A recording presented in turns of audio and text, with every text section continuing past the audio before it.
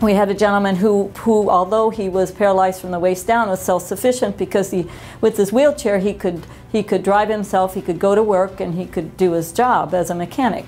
But without his wheelchair, he wouldn't be able to do that. So he told us that his wheelchair was just falling apart, and he'll fix little pieces of it when he can, but it costs too much money and it's difficult, and he's done a lot of work on it many times, and so it's just kind of to the point of falling completely apart. He actually asked if I just knew a wheelchair shop that he could go to try to figure out what he needed to fix this time to get it to keep working for him. Dr. Boulay was going around her normal day, and she came out saying that one of our patients needed a wheelchair, and she came to ask me, hey, I have a big project for you, and I was like, okay.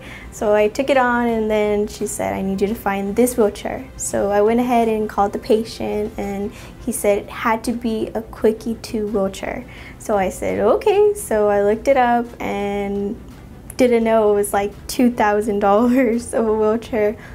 He didn't have the money and we didn't have the money. So about a week before the gentleman came looking for the wheelchair, $350 appeared in my mailbox and said, use this money for the poor. And then a friend of mine happened to send me a check for $50, said, use this for the poor.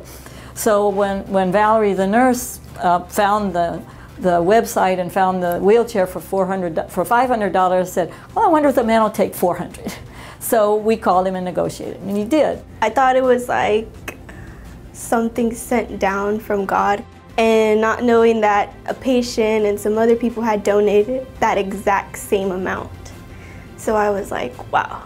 The mission is to extend the healing ministry of Jesus Christ, and so I think that the way this falls in is perfectly in line with that. That basically the idea is you see a need and you respond to it. You love people however you possibly can, knowing that that's often something very tangible that you can do.